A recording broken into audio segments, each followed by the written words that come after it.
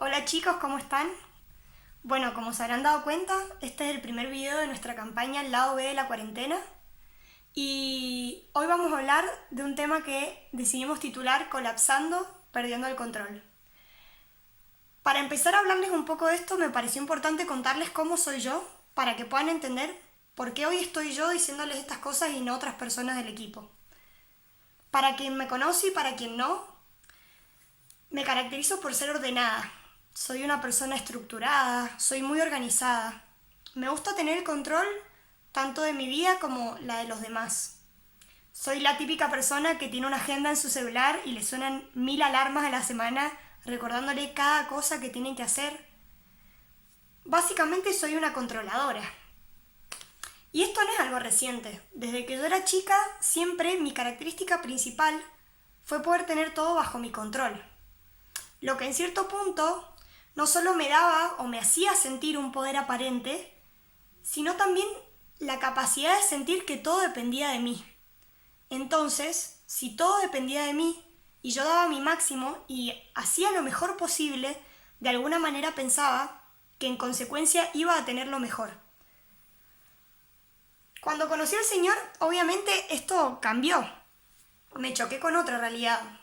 Para mi sorpresa fue una realidad muy reparadora y muy alentadora para mí. Porque me di cuenta que ya nada dependía de mí, sino que dependía más bien de Él, que Él era el que tenía el control. Pude sacarme esa carga que hasta entonces había aprendido a llevar, o mejor dicho, creí que pude sacármela.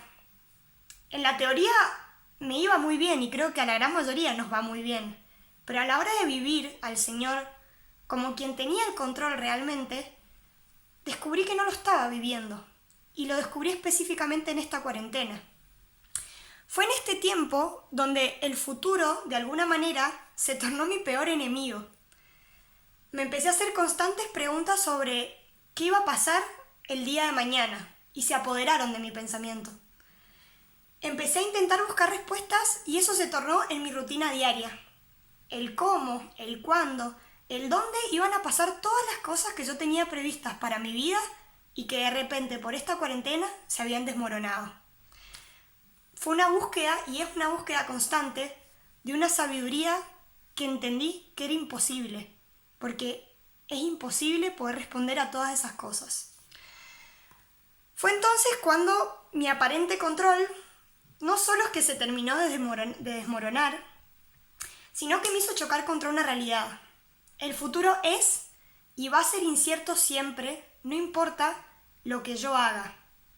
Y fue ahí donde surgió mi miedo a lo desconocido, mi miedo al futuro, mi miedo a perder el control aparente que hasta el momento sentía. El Señor en esta cuarentena empezó a trabajar en mí, y hablo de empezar porque me queda un largo camino por recorrer todavía, pero empezó a hacerlo a través de Eclesiastés. De alguna manera fue el punto de quiebre que usó para que yo entienda que ese temor existe porque yo lo permito, porque en realidad el control no está en mi poder. Cuando empecé a leer el libro, me encontré con una palabra buscando un poco de información que es Hebel. Hebel es traducida en las diferentes versiones de la Biblia como absurdo, como vanidad e inclusive como sin sentido. Pero la traducción original desde el hebreo de Hebel es humo o vapor. Y ustedes se preguntarán, ¿qué me importa a mí?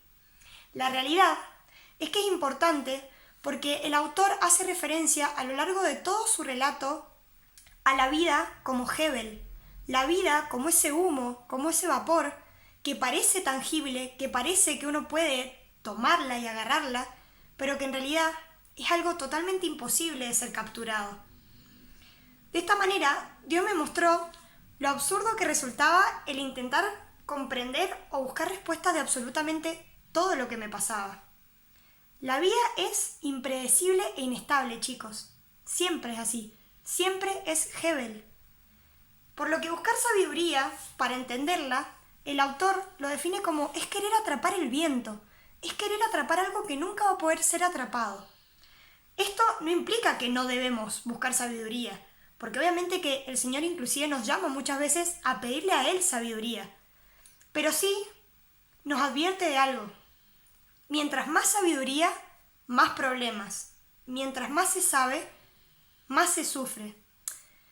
Y es que a medida que uno busca más y uno busca responderse a esas preguntas, a esos enigmas existenciales, más preguntas surgen y uno termina inmerso en un círculo vicioso sin fin, donde a más preguntas surgen y nunca hay un final.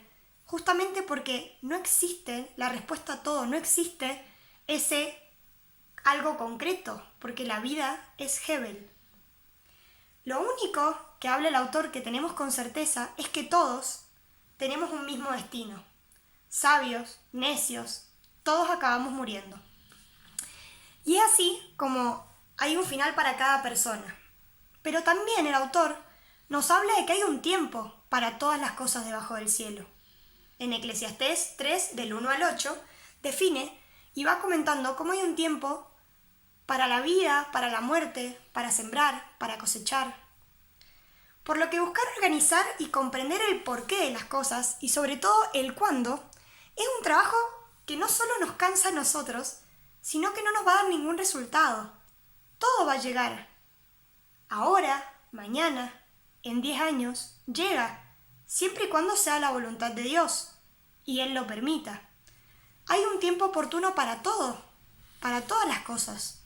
Entonces, ¿por qué nos estresamos y angustiamos cuando las cosas no se dan conforme lo que nosotros planeamos? Si igual van a suceder si el Señor lo permite. En Eclesiastés 9, 11 dice: Volví la mirada y vi bajo el sol, que no son los más veloces los que ganan la carrera, ni son los más fuertes los que ganan la guerra. También vi que los sabios no tienen qué comer, que quien es inteligente no es necesariamente rico, y que quien tiene conocimiento no es siempre favorecido. Todos ellos tienen su momento y su ocasión. Ahí Dios está siendo muy claro. No hay una causa y consecuencia. Y no solo eso, sino que hay un momento y todos en algún momento vamos a llegar a eso. Todos vamos a pasar por momentos buenos y momentos malos. No hay una certeza en la vida, porque es Hebel. Inclusive, en el libro de Eclesiastés se habla de Dios como Hebel. Y ustedes dirán, ¿cómo? Dios como Hebel. Un Dios que no nos da garantías. Porque nosotros sabemos que el creer en Dios no implica que tengamos un futuro perfecto o una vida perfecta. No significa que vamos a tener una vida llena de disfrutes. Pero sí, Dios nos invita a disfrutar los buenos tiempos y comprender que los malos, aunque muchas veces no los entendamos, también son obras de Él. Dicho por sus palabras, en Eclesiastés 7:14 dice: Cuando te llegue un buen día, disfruta de él. Y cuando te llegue un mal día, piensa que Dios es el autor de uno y de otro, y que los mortales nunca sabremos lo que vendrá después. Pero entonces, ¿a qué nos está llamando Dios? Dios nos invita a disfrutar la vida y de las alegrías de la vida, pero también nos invita a aceptar las desgracias y las adversidades como parte de esta vida que no se puede agarrar, como parte de esta vida que es un viento continuo. Entendiendo que todo es pasajero, todo tiene un principio y un final. Todo es Hebel. Dejando de buscar el control, porque nunca lo vamos a tener, sino buscando encontrar un significado y un propósito en Dios. Ese Dios que si bien no nos da garantías de un porvenir perfecto, sí nos da garantías de, en sus promesas y sus verdades, de que es Él quien tiene el control, de que en Él podemos apoyarnos, de que a Él podemos ir confiados, sabiendo que nos ama y que tiene planes de bienestar para nosotros, siempre y cuando le otorguemos nuestra vida. El temor hacia el futuro existe porque lo permitimos. La realidad es que inclusive creyendo y estando de la mano del Señor, pueden pasarnos cosas malas. Pero sí podemos estar confiados de que en Él podemos depositar la carga y de que en Él podemos vivir y tener una vida de disfrute. El tema se llama Perdiendo el control. Y yo me pregunto, ¿alguna vez fue mío ese control realmente? Bueno, para cerrar, antes de pasar a los GCs, donde vamos a compartir algunas preguntas, me gustaría orar por ustedes y por el momento que sigue. Señor, te doy las gracias, papá, porque nos permitís estar cerca aún estando lejos.